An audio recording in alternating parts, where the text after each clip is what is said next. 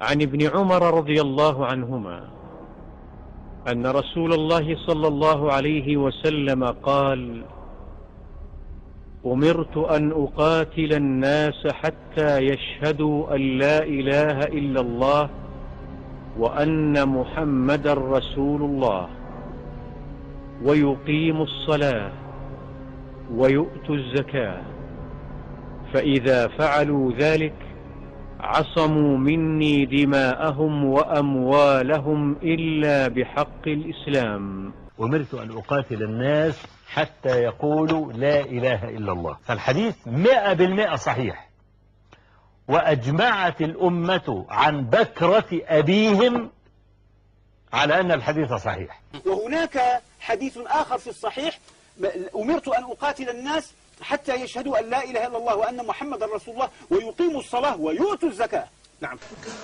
قال لهم: يا معشر قريش، والله لقد جئتكم بالذبح. باقي ما كاين لا جيش إسلام لا دولة إسلامية ولا شيء، وكيقول القرشيين: والله لقد جئتكم بالذبح، والله لقد جئتكم بالذبح. عندما قال لقريش جئتكم بالذبح وأشار هكذا، والرسول ذبح. المشكلة في العلماء. قال: تسمعون معشر قريش، تسمعون والذي نفس محمد بيده لقد جئتكم بالذبح. ومن قال الجهاد ليس من أساليب الشرع فإنه يكفر بدين الله جملة وتفصيلا. ماذا نفعل بصور في القرآن بأكملها موضوعها الرئيس هو الجهاد؟ ماذا نفعل بسورة محمد؟ ماذا نفعل بسورة التوبة؟ وماذا نفعل بسورة الأنفال؟ وماذا نفعل بسورة الصف؟ وماذا نفعل بالقرآن كله؟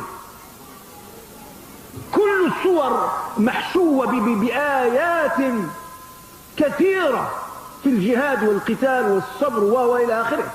ماذا نفعل بالقرآن؟ ماذا نفعل بالغزوات وبالسيرة؟ وماذا نفعل هذا هو ديننا، أحب من أحب وكره من كره. وأمر الله سبحانه وتعالى النبي صلى الله عليه وسلم والمؤمنين بقتال المشركين: قاتلوا الذين لا يؤمنون بالله ولا باليوم الآخر ولا يحرمون ما حرم الله ورسوله ولا يدينون دين الحق من الذين أوتوا الكتاب حتى يعطوا الجزية عن يد وهم صاغرون. كلمة عن يد وهم صاغرون كلام واضح عربي مش عايز تفسير. يعطوا الجزية وهو صاغر. حتى يعطوا الجزية عن يد وهم صاغرون. فمن الذي قال قاتلوا؟ الله سبحانه. فليسموا الله إرهابيا.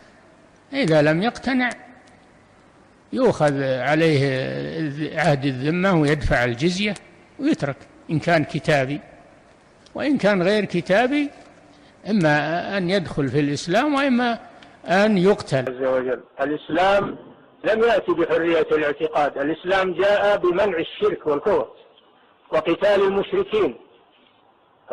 فليس مع هؤلاء إلا الإسلام أو الجزية أو السيف. قال تعالى: وقاتلوهم حتى لا تكون فتنة ويكون الدين كله لله. Plus ça se voit d'ailleurs, plus les politiciens redoublent d'efforts pour nous bassiner avec le fait que le soi-disant véritable islam est mal compris ou mal appliqué par les musulmans les plus rétrogrades. J'ai un scoop pour vous. L'islam radical, en fait, c'est juste l'islam tout court. C'est l'islam authentiquement appliqué à la lettre. C'est l'islam voulu par le Dieu Allah. Voilà, à un moment donné, il faut regarder la vérité en face. Quand une religion pacifique, quand elle est pacifique, elle est tolérante, on n'a pas besoin de le rabâcher à longueur de journée. Si l'islam était une religion de paix et de tolérance, et que ça pouvait se vérifier dans les faits réels, vous, les islamo-collaborateurs et les autres menteurs, vous n'auriez pas besoin de le rabâcher incessamment. Quand les faits vont de soi et qu'ils relèvent de l'évidence, on n'a pas besoin de chercher à les justifier indéfiniment. Le livre du Coran, il devrait passer plus de temps à justifier la grandeur de l'islam qu'à être justifié. J'ai fait un cahier des charges qui a pour but d'écrire toutes les méthodes qu'utilisent des musulmans aujourd'hui pour essayer de convertir des non-musulmans. Je décris le fonctionnement de leur rhétorique, leur mensonge, leur méthode dialectique qu'ils utilisent pour travestir la vérité, et puis voilà, leurs expertises à destination d'auditoires pas forcément au courant des éléments coraniques capables de les contredire. Voilà, je vous donne bien évidemment tous ces argumentaires en mon livre et compte sur vous, mes lecteurs, pour en faire bon usage. Le Dieu du Coran, il n'est pas aussi génial qu'il prétend l'être en le Coran, c'est ce que je tends à prouver dans mon livre. Voilà, cela ne se vérifie ni en théorie dans son projet coranique, écrit donc, ni même dans les faits, dans la réalité vécue et appliquée par les gens.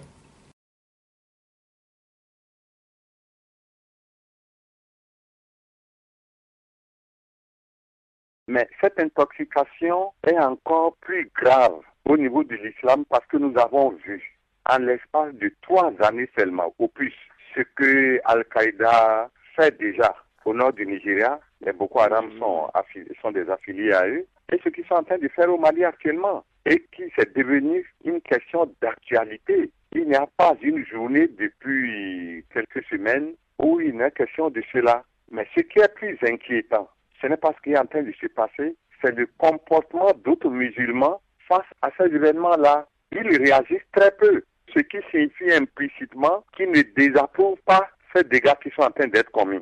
Tiburce Kofi, quelle analyse faites-vous de ce que vient de dire Félix Iroko en ce qui concerne l'exacerbation de la chose religieuse qui conduirait, selon lui, à un certain fanatisme dans le nord du Nigeria ou ce qu'on observe actuellement au Mali? J'ai écrit dans le mal-être spirituel des Noirs. Le Dieu de la Bible a bien dit qu'il est le Dieu d'Abraham, d'Isaac et de Jacob. Il n'a jamais dit qu'il était le Dieu d'un Ouattara, dit d'un Kwaku. C'est très clair, c'est une généalogie spirituelle qui ne s'adresse pas à vous. Je comprends comment est-ce que ce peuple africain peut faire preuve de temps de renoncement. On aura renoncé à nos noms, on aura renoncé à nos langues, même jusqu'à la spiritualité.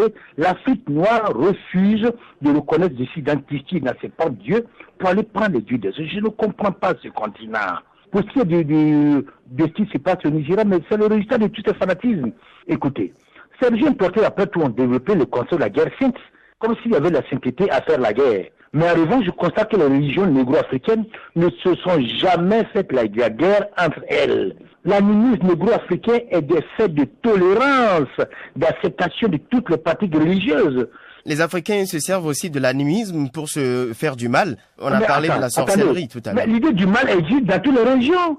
Les Africains n'ont pas inventé la bombe H. C'est bel et bien l'Occident qui a inventé la bombe H, qui tue les gens. Est-ce que la sorcellerie africaine tue plus que la bombe H? Est-ce que la sorcellerie a tué autant que Hiroshima et Nagasaki?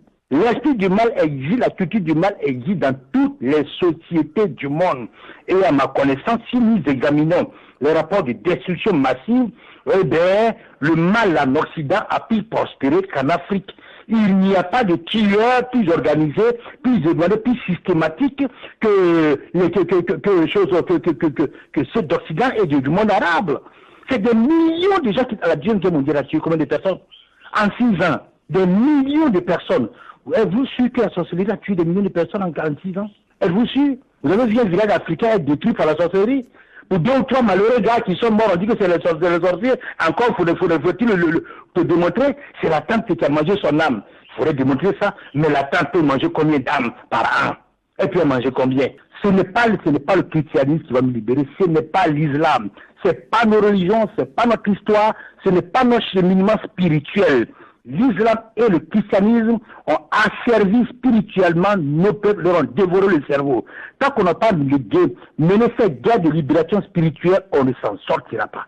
Un peuple qui est incapable d'identifier les souffrances de ses enfants est un peuple voué à la perdition. Aucun peuple n'a plus souffert que nous. Jésus n'a pas plus souffert que les Noirs. À première vue, Aramba est un village éthiopien comme les autres. Mais à y regarder de plus près, on remarque une situation très inhabituelle, particulièrement en Afrique. Le village compte environ 400 habitants, qui ont décrété que les hommes et les femmes sont absolument égaux. Ils travaillent selon leurs capacités et talents, et non pas selon la répartition traditionnelle des rôles entre les sexes. La communauté unique en Éthiopie a été créée par Zumra Nourou, 62 ans. Société patriarcale chrétienne ou musulmane, l'Éthiopie autorisait, il y a encore 15 ans, un mari à discipliner son épouse. Quand j'étais petit, ma mère passait toute la journée à travailler au champ avec mon père. En rentrant, elle devait encore cuisiner, nettoyer et s'occuper des enfants. Si elle ne terminait pas, mon père la battait. Je trouvais ça très injuste et je ne voulais pas de cette vie-là. Arrivé à Aramba en 1972, Zoumra a tenté une première fois d'implanter son utopie égalitariste. Peu soutenu à l'époque, il a dû fuir, il affirme même qu'on a tenté de le tuer. À son retour en 1993, il connut plus de succès. Le partage égal des fardeaux de la vie quotidienne a remporté le soutien des habitants, même si c'est le seul endroit d'Éthiopie où les femmes labourent ou tissent et les hommes lavent les enfants ou cuisinent. Et cette petite révolution se développe. J'ai entendu des émissions à la radio sur notre mode de vie. La plupart des auditeurs estimaient que notre façon de vivre n'est pas la plus facile, mais que c'est la plus juste et que ce devrait être comme ça partout. Dans la communauté, les femmes pratiquent le tissage. Leur droit est strictement respecté, alors que dans le reste du pays, c'est la tradition qui prime sur la loi. Être membre de cette communauté, ça veut dire que je suis respectée dans ma famille et traitée en égal. Je peux faire valoir mes droits, et si je ne suis plus heureuse dans mon mariage, je divorce et j'aurai 50% de nos biens. 13 comités élus et mixtes ont été mis en place pour discuter chaque semaine des questions de développement, d'hygiène et de sécurité pour le village. Pour Zoumra, son modèle de société doit s'étendre et pourquoi pas au-delà de l'Éthiopie. J'ai déjà atteint mon premier objectif en établissant cette communauté. Maintenant, mon rêve, c'est que le monde entier connaisse notre mode de vie. Conscient de son âge, le vieil homme espère bien que la communauté lui survivra et que ses filles auront une vie meilleure que celle vécue par sa mère.